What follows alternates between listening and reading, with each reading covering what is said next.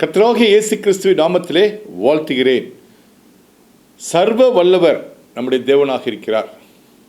நம்முடைய தேவன் பார்த்திங்கன்னா வானத்தையும் பூமியை படைத்த தேவன்.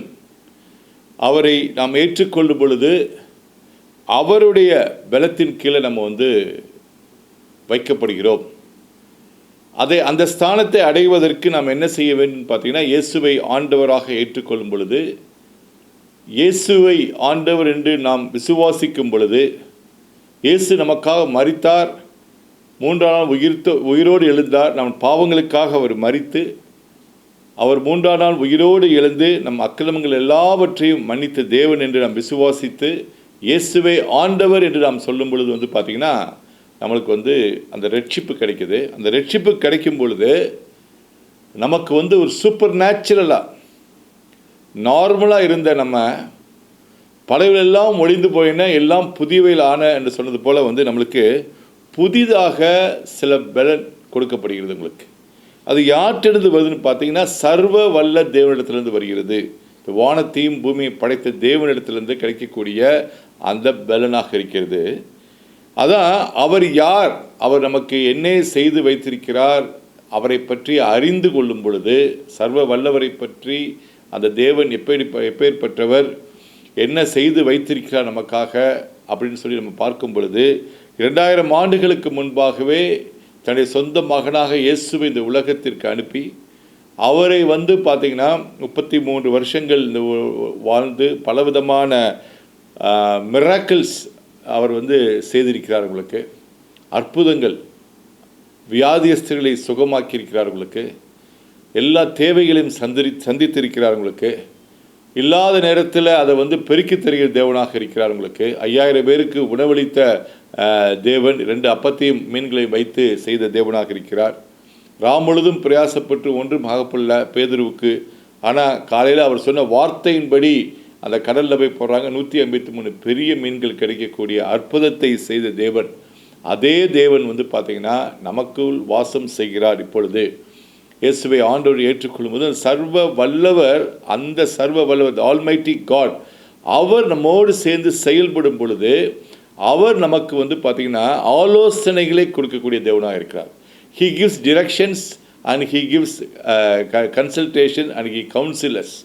ஸோ ஒரு இடத்துக்கு இருந்து ஒரு இடத்துக்கு போகணும், ஒரு பெரிய காரியங்களை செய்து முடிக்க வேண்டும் என்றால், நமக்கு முன்பாக இருக்க காரியங்களை செய்து முடிக்க வேண்டும் என்றால், அந்த சர்வ வல்லவர் நமக்குள்ளே இருக்கிறார் அப்படின்ற ஒரு எண்ணத்தோடு நம்ம செய்யும் பொழுது பார்த்திங்கன்னா அந்த காரியம் சிறப்பாகவும் வெற்றியாகவும் நமக்கு சேருவதாக இருக்கு. உங்களுக்கு அப்போ எப்பொழுதும் அவருடைய ஆலோசனை எப்படி தெரிந்து கொள்வது அப்படின்னு பார்த்தீங்கன்னா, வேதாகமத்தின் அடிப்படையில் வேதாப்படத்தில் கொடுக்கப்பட்டது எழுதப்பட்ட அந்த வார்த்தைகளுக்குள்ள அவருடைய ஆலோசனைகள் இருக்குது. உங்களுக்கு அந்த ஆலோசனை அந்த வார்த்தையை சில நேரங்களில் பிரசங்கியார்கள் மூலமாக அதற்கு சத்தம் கொடுக்கப்பட்டு, அந்த வாய்ஸ் கொடுக்கப்பட்டு, அந்த சத்தத்தை கேட்கும் பொழுதும் கர்த்தர் நம்மோடு பேசக்கூடிய ஒரு காரியம், நம்மளை வழிநடத்தக்கூடிய ஒரு காரியமாக இருக்குது. அப்போ இந்த வேதாகமத்தின் அடிப்படையில் இந்த ஹோலி புக் மூலமாக நாம் சில காரியங்களை, தேவைகளை, நாம் எதற்காக நாம் ஒருவேளை நோய்கள் வாய்ப்பட்டிருக்கலாம், அந்த நோயிலிருந்து விடுதலை பெறணும், ஒருவேளை கடன் பெற்றிருக்கலாம், கடன்லேருந்து விடுதலை பெற வேண்டும் என்றால் எல்லாவற்றிற்கும் பதிலாக இந்த வேதாகமம் இருக்குது. அப்போ அந்த வேதாகமத்தை எழுதி வைத்த சர்வ வல்ல தேவன் எப்பேற்பட்டவர், அவர் நமக்காக என்ன செய்து வைப்பார் பார்த்தீங்கன்னா, 1 நாளாகமும் 29ஆம் அதிகாரம் 11ஆம் வசனம் படிக்கிறேன். அதில் கர்த்தாவே, மாட்சிமையும் வல்லமையும் மகிமையும் ஜெயமும் மகத்துவமும் உம்முடையவைகள். அவர் யாருன்னு பார்த்தீங்கன்னா, மாட்சிமை உடையவர், வல்லமை, மகிமை, ஜெயம், மகத்துவம் உம்முடையவர்கள். அவருடையது எல்லாமே, இந்த காரியங்கள் எல்லாமே அவருடையது. மகிமை அவருக்குரியது, ஜெயம் அவருக்குரியது. அப்போ அவருக்குரிய காரியங்கள் எல்லாம் நாம் அவரை ஏற்றுக்கொள்ளும்போது நமக்கும் அது சொந்தமாகுது. உங்களுக்கு என்னுடையதெல்லாம் உன்னுடையது என்று சொல்லப்படுது. உங்களுக்கு அப்போ தேவனை சார்ந்து வாழக்கூடிய ஒரு வாழ்க்கை, ஒவ்வொரு வாழ்க்கையும் தேவனை சார்ந்து வாழும் பொழுது அவருடைய காரியங்கள் நமக்கு கொடுக்கப்படுது. அப்போ தேவனை சார்ந்து சர்வ வல்லவர், சர்வ வல்ல தேவன் எனக்கு ஆண்டவராக இருக்கிறார். அப்போ அந்த உலகத்தை படைத்த தேவன், நம்ம பார்க்கக்கூடிய அனைத்து காரியங்களும் அவரால் உண்டாயிற்று. உங்களுக்கு அந்த தேவன் நமக்கு உதவி செய்யும் பொழுது ஹீஸ் என் எபனேசர், அவர் நம்மளுக்கு உதவி செய்கிற தேவனாக இருக்கிறார். தேவைகளை சந்திக்கிற தேவனாக இருக்கிறார். Is a provider, is a protector. நம்மளை பார்த்தீங்கன்னா எல்லாவற்றிலும் காத்து வழிநடத்த தேவனாக இருக்கிறார். இஸ் எ ஒண்டர்ஃபுல் கவுன்சிலர், நம்மளுக்கு தேவையான ஆலோசனை கொடுக்கிற தேவனாக இருக்கிறார். இப்பேற்பட்ட தேவனை நாம் ஏன் எப்பொழுதும் நம்மோடே வைத்து கொள்ளும் பொழுது, நம்ம நார்மலாக சில காரியங்களை செய்யும் பொழுது ஒரு மனிதனுக்கு உட்பட்ட சில பலத்தில் தான் சில காரியங்களை செய்து முடிக்க முடியும். ஆனால் இந்த தேவனை ஏற்றுக்கொண்டு அவரோடு சேர்ந்து அந்த மனப்பான்மையோட அவர் என்னோடு இருக்கிறார் அப்படின்னு சொல்லி சில காரியங்களை செய்யும் பொழுது பார்த்திங்கன்னா அவருடைய ஆலோசனை கொடுக்கப்படுது. அவருடைய ஆலோசனை என்னன்னு பார்த்தீங்கன்னா அது ஒரு நாளும் தோல்வியிலவே முடியாது. அவருடைய ஆலோசனை காரணம் he's an alpha and omega, is almighty God. அவர் ஆல்ஃபாவும் ஒமேகா ஃபியூச்சர் அவருக்கு தெரியும் உங்களுக்கு. அப்போ இந்த காரியத்தை நாம் எடுத்து செய்யும் பொழுது எங்கே போய் முடியும் அது எண்டு வரைக்கும் அவருக்கு தெரியுறதுனால அவரை கேட்டு நாம் செய்யக்கூடிய ஆட்களாக இருக்க வேண்டும். வானத்திலும் பூமியிலும் உள்ளவைகளெல்லாம் உம்முடையவைகள், கர்த்தாவே ராஜ்யமும் உம்முடையது, தேவரே எல்லாருக்கும் தலைவராய் உயர்ந்திருக்கிறீர். அப்போ அந்த தேவன் பற்றி தெரிய வேண்டியிருக்கு உங்களுக்கு. அந்த உன்னதமானவர் எங்கே இருக்கிறார் பார்த்தீங்கன்னா எல்லோருக்கும் தலைவராய் உயர்ந்திருக்கிறார். நம்ம எல்லாருக்கும் ஹெட்டு பார்த்தீங்கன்னா அவர் யாருன்னா இந்த தலையான அவர் இந்த சபையின் எல்லா சபைக்கு இந்த நம்ம இயேசுவை ஏற்றுக்கொண்ட அனைவரும் பார்த்தீங்கன்னா சபைக்கு சரீரத்தில் நாம் மெம்பராக இருக்கோம். அதுக்கு தலைவர் நம்முடைய ஆண்டவராக இருக்கிறார். உங்களுக்கு அந்த சரீரத்தில் இருக்கிறோம். தேவன் எல்லோருக்கும் தலைவர் உயர்ந்திருக்கிறீர், ஐஸ்வர்யம் கனமும் உம்மாலே வருகிறது. அப்போ வெல்த் அண்ட் ஹானர், ஐஸ்வர்யமும் கனமும் உம்மாலே வருகிறது. அது கர்த்தரால் தான் ஐஸ்வர்யம் நம்மளுக்கு கொடுக்கப்படுது. கனம், ஹானர், நாம் உயர்ந்த இடத்துல கொண்டு போகப்பட வேண்டும் என்றால், நமக்கு உயர்ந்த பதவி கொடுக்கப்பட வேண்டும் என்றால், ஒரு இடத்துல நம்மளுக்கு ஹானர் பண்ணணும் அப்படின்னா அந்த கனம் பண்ண வேண்டும். மக்கள் நம்மளை கனம் பண்ண வேண்டும், சுற்றியுள்ளவர் கனம் பண்ண வேண்டும். அப்படின்னா எல்லோரும் எதுக்கு எப்படி பார்த்தீங்கன்னா தேவனிடத்தில் வருகிறது உங்களுக்கு. அப்போ ஐஸ்வர்யம் வேண்டும், கனம் வேண்டும், என்னை கனம் பண்ணணும் அப்படி நீங்கள் விரும்புனீங்கன்னா யார் நம்மளுக்கு கொடுக்கான்னு பார்த்தீங்கன்னா தேவாதி தேவன், சர்வ வல்லமையுள்ள தேவன் தான் நமக்கு அதை கொடுக்கிறார். அவரிடத்தில் கேட்டு பெற்றுக்கொள்ளலாம். தேவரீர் எல்லாவற்றையும் ஆளுகிறவர், அவர் தான். He rules over every thing. அவர் தான் என்டையர் இந்த யூனிவர்ஸை அவர் தான் ஆளுகிறவர். உம்முடைய கரத்திலே சத்துவமும் வல்லமையும் உண்டு. அவருடைய கரத்தில் இருக்கு சத்துவமும் வல்லமையும், power. He has got that power. அப்போ அந்த பவர் நமக்கு அவரை விசுவாசித்து அதை பெற்றுக்கொள்ள முடியும். மனிதனால் கூடாத காரியம் தேவனால் கூடும். அப்போ நம்மளால் சில காரியங்கள் முடியலை அப்படின்னா அவரோடு இணைந்து செயல்படும் பொழுது பார்த்தீங்கன்னா நம்மால் முடியாத காரியம் தேவனால் முடியும். உங்களுக்கு அவரால் நமக்கு செய்து கொடுக்க முடியும். அது அந்த விசுவாசத்தில் நம்ம செயல்படும் போது அதுக்கு காரணம் என்னென்னு பார்த்தீங்கன்னா அவர் ஆலோசனை கொடுத்து கொண்டே இருப்பார். உங்களுக்கு நம்மளுக்கு தெரியாத காரியங்கள், நம்மளுக்கு எட்டாத காரியங்கள் எல்லாவற்றுக்கும் அவர் ஆலோசனை கொடுக்கிறவராக இருப்பார். உங்களுக்கு அவர் பார்த்தீங்கன்னா வெங்கலக்கதையில் உடைத்து இரும்பு தாழ்பாலை முறித்து அந்தகாரத்தில் இருக்கிற பொக்கிஷங்களையும் புதையல்களையும் தரக்கூடிய தேவனாக இருக்கார். அது நம்ம நார்மலாக நம்ம அதை கண்டுபிடிக்க முடியாது. அந்த சர்வ வல்லவர் அந்த தேவனை சார்ந்து வாழும் பொழுது நமக்கு சில காரியங்கள், ரகசியங்கள் நம்மளுக்கு கொடுக்கப்படும். ஒளிப்பிடத்தில் இருக்கக்கூடிய பொக்கிஷங்கள் அது எங்கே இருக்குது அப்படின்னு சொல்லி நம்ம ஒளிப்பிடத்தில் இருக்குது, அது புதையலாக இருக்குது. புதையல்னாலே அது கண்ணுக்கு தெரியாத ஒரு காரியம். அப்பேற்பட்ட காரியம் நம் வாழ்க்கையில் வர வேண்டும் அப்படின்னா இந்த சர்வ வல்லவருக்குள்ளே நம்ம இருக்கணும். அவர் நிழலில் தங்கக்கூடியவர்களாக இருக்க வேண்டும். உங்களுக்கு எல்லாவற்றையும் ஆளுகிறவர், உம்முடைய கரத்திலே சத்துவம் வல்லமையும் உண்டு. எவரையும் மேம்படுத்தவும் வளப்படுத்தவும் உம்முடைய கரத்தினால் ஆகும். எவரையும், அதுதான் ஒரு முக்கியமான ஒரு பாயிண்ட்டாக இருக்குது. உங்களுக்கு படித்திருக்கிறோம், இந்த ஜாதியில் உள்ளவங்களாக இருக்கோம், அல்லாட்டி இந்த நாட்டில் வாழ்கிறோம், இவங்களுக்கு தான் அப்படி எந்த விதமான பாகுபாடும் பார்க்குறோம்ல சர்வை உள்ள தேவன் கிடையாது. உங்களுக்கு எவரையும் மேன்மைப்படுத்தவும், நீங்கள் எந்த ஒரு சூழலில் இருந்தாலும் சரி, எப்பேற்பட்ட உங்களுக்கு ஒரு பேக்ரவுண்ட் இருந்தாலும் சரி, அதனால் சொல்கிறாரு எவரையும் மேன்மைப்படுத்த. அவரால் யார் யாரெல்லாம் அவரை நம்புகிறோமோ, யார் யாரெல்லாம் அவரை நோக்கி பார்க்கிறோமோ, யார் யாரெல்லாம் அவர் மேலே விசுவாசத்தை வைத்திருக்கோமோ அவர் சர்வ வல்லமை உள்ளவர், அவர் நமக்கு எல்லா காரியங்களையும் is almighty, he can do everything for me அப்படின்ற ஒரு மனப்பான்மை நாம் எதிர்கொள்ளக்கூடிய எல்லா சூழ்நிலையும் அவர் மேற்கொள்ள வல்லவராக இருக்கிறார். பலப்படுத்தும் உம்முடைய கரத்தினால் ஆகும். ஸோ பலப்படுத்த அவருடைய கரத்தினால் ஆகும்ன்ற அந்த நம்பிக்கை. எவரையும் அப்படின்ற இடத்துல நம்ம பேரை சொல்லிக்கலாம். நம்ம என்னை மேம்படுத்த அப்படின்னு சொல்லி அவர் எல்லோருக்கும் ஒருவர் விடாமல் இந்த உலகத்தில் உள்ள அனைத்து மக்களுக்காக அவர் சிலுவையிலே மாண்டார். உங்களுக்கு அவரை தெரிந்தவர்கள், தெரியாதவர்கள், அவரை பற்றி கேள்விப்பட்டவர்கள், அவரை விசுவாசித்தவர்கள், விசுவாசிக்காதவர் எல்லோருக்காகவும், எல்லோரும் பாவம் செய்திருக்கிறார்கள், எல்லோருக்காகவும் அவர் சிலுவையிலே மாண்டு அவர் இரத்தத்தை சிந்தி அந்த ரட்சிப்பை ஆயத்தப்படுத்தி வைத்திருக்கிறார்.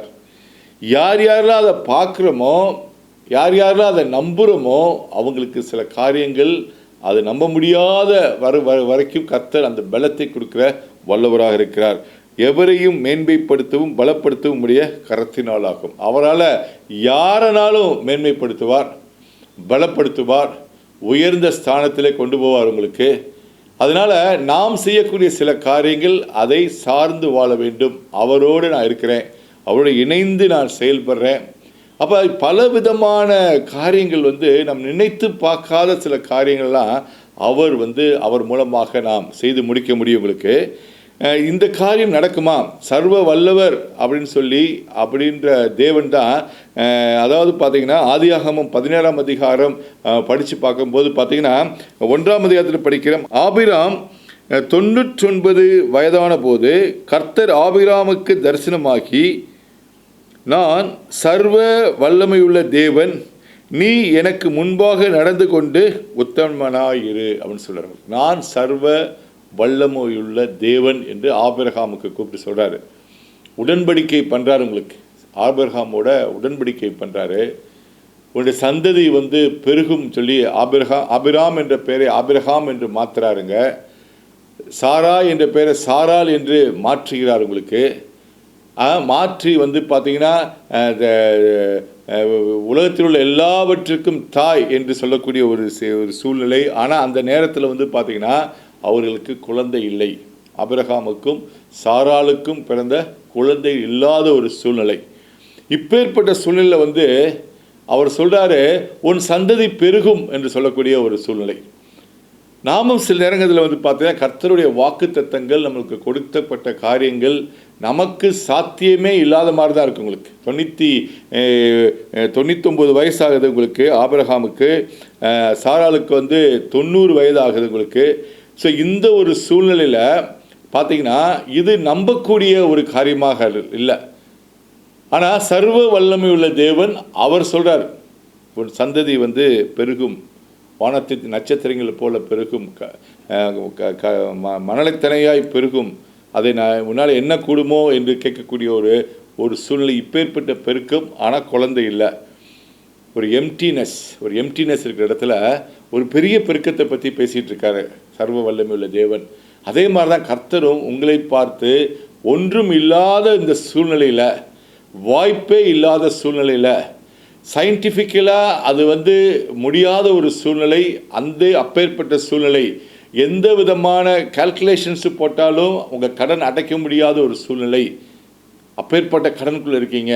ஆனால் கர்த்தரால் கூடாத காரியம் ஒன்றுமில்லை. இந்த சர்வ வல்லவரை நம்பும் பொழுது அது உங்களுக்கு பலிக்கும். உங்களுக்கு அதுதான் கர்த்தர் சொல்கிறாரு, உங்களுக்கு பெருகக்கூடிய ஒரு காரியமாக இருக்குது. உங்களுக்கு ஒரு பெருக்கத்தின் தேவன். இந்த காரியத்தை சொல்லும்போது அவர் சொல்லிக்கிட்டே வராரு, நீங்கள் ஆசீர்வதிக்கப்படுவீங்க, உங்களுக்கு ஒரு குமாரன் பெறுவான், அவனுக்கு பேர் ஈசாக்குன்னு வைங்க. எல்லா காரியத்தையும் சொல்லும் பொழுது பார்த்தீங்கன்னா ஆபிரகாமுக்கு சிரிப்பு தான் வருது. உங்களுக்கு சிரிக்கக்கூடிய சூழ்நிலை, இது நம்பக்கூடிய சூழ்நிலை இல்லை, அவருக்கு நம்பலை. அதனால அவர் சொல்கிறாரு, அப்பொழுது ஆபிரகாம் முகங்குப்புற விழுந்து நகைத்து, 100 வயது உள்ளவனுக்கு பிள்ளை பிறக்குமோ, 90 வயதான சாரால் பிள்ளை பெறுவாளோ என்று தன் இருதயத்திலே சொல்லிக்கொண்டு, மைண்ட் வாய்ஸை அவர் சொல்கிறார், இருதயத்தில் சொல்லிக்கிறார், தனக்கு தானே சொல்லிக்கிறார். 100 வயசு எனக்கு, 90 வயசு சாராளுக்கு பிள்ளை பெற வாய்ப்பு இருக்கோ அப்படின்னு சொல்லி தனக்குத்தானே நிறைய நேரத்தில் நம்மளும் வந்து பார்த்திங்கன்னா சில காரியங்கள் வாக்குத்தத்தங்கள் நமக்கு கண்களுக்கு முன்பாக சர்வ வல்லவரே வந்து சொல்கிறாருங்க. இங்கே ஏஞ்சல்ஸ் கூட வரல, தேவனே அங்கே அப்பியர் ஆகி சொல்லக்கூடிய ஒரு காரியமாக இருக்குது. அப்போ நம்ப வாய்ப்பில்லாத சூழ்நிலை, சிரிக்கக்கூடிய ஒரு சூழ்நிலை, இந்த இல்லாமையில் எப்படி கிடைக்கும் அதே மாதிரி தான் கர்த்தர் நம்மை பார்த்தும் இந்த இல்லாமையில் சூழ்நிலையிலிருந்து கர்த்தர் உங்களை பெருக்க வல்லவராக இருக்கிறார். அவருக்கு பல விஷயங்கள் தெரியும், பல வழிகளிலே உங்களை ஆசீர்வதிக்க முடியும், உங்கள் தேவைகளை சந்திக்க முடியும், உங்கள் நோய்களிலிருந்து சுகமாக்க முடியும், உங்களுக்கு பிரிந்த உறவுகளை ஒன்று சேர்க்க முடியும், உங்களுக்கு ப்ரொமோஷன்ஸ் கொடுக்க முடியும். இது பாசிபிளே இல்லை அப்படின்னு இம்பாசிபிள் அப்படின்னு சொல்லி நீங்கள் நினச்சிருந்தீங்கன்னா, ஒருவேளை இதை கேட்டுக்கொள்ளும்போது உங்கள் ஆபிரகாம் சிரித்தது போல நீங்களும் உங்கள் இருதயத்துக்குள்ளே சிரிக்கக்கூடிய சூழ்நிலை இருந்தால் கூட கர்த்தர் மகா வல்லவர், சர்வ வல்லமுள்ள தேவன். அவரால் கூடாத காரியம் ஒன்றுமில்லை.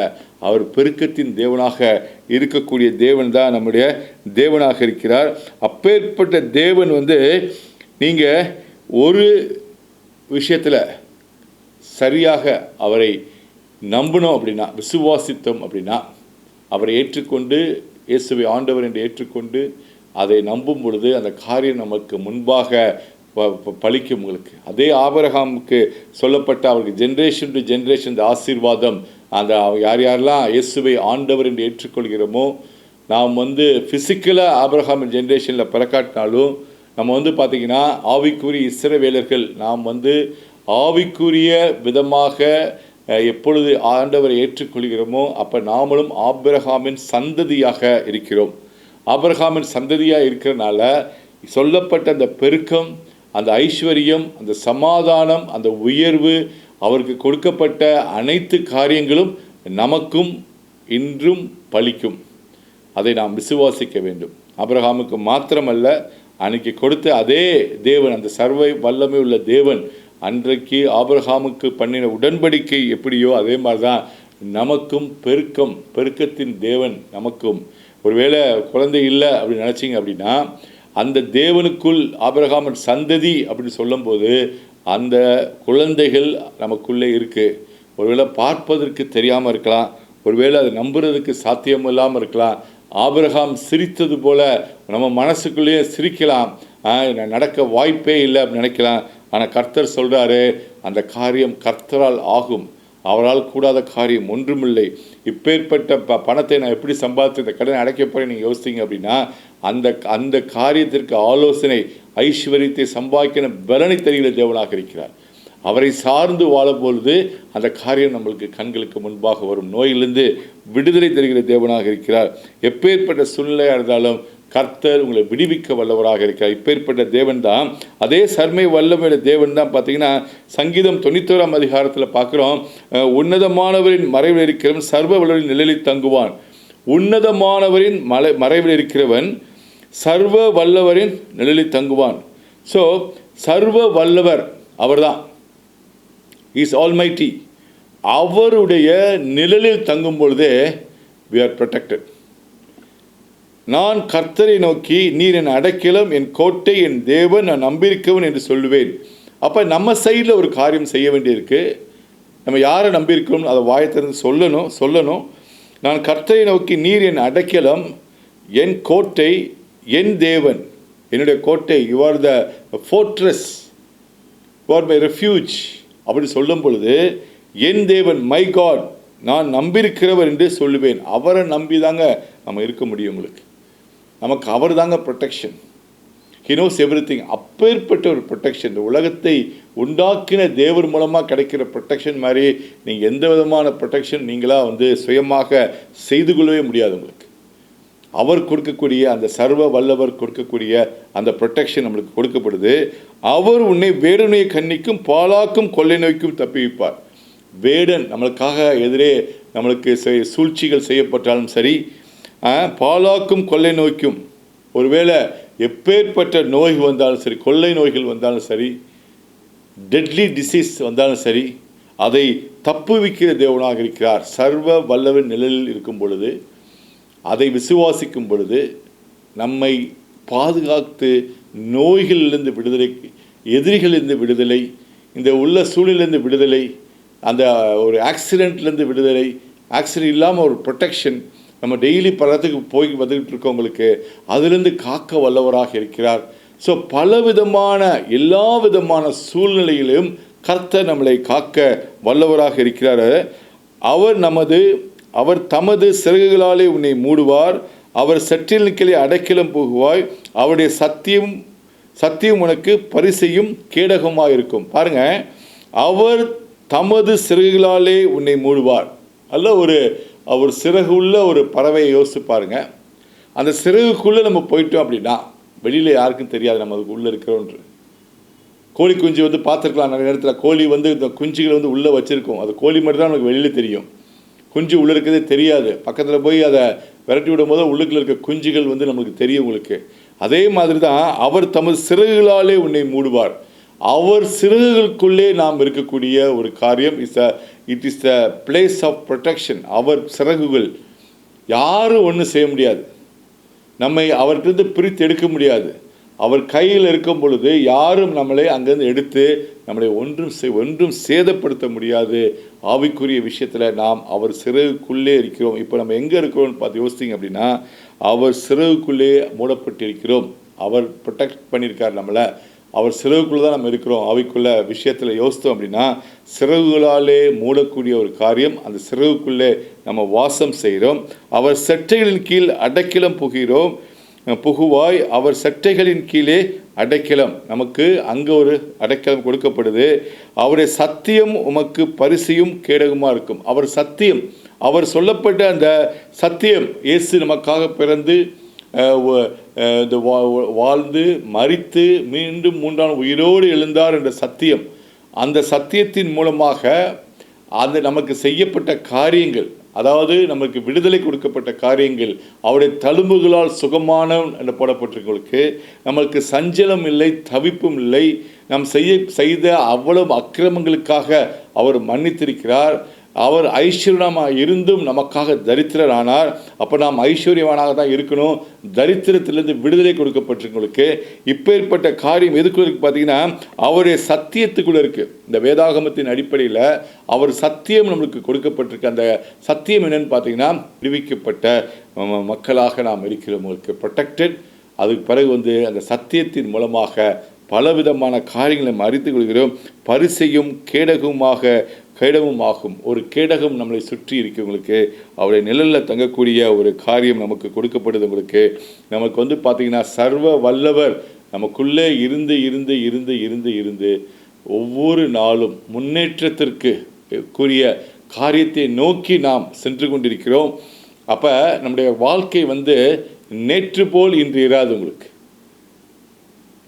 இன்னும் பார்த்தீங்கன்னா ஒரு ப்ராடராக போகும்.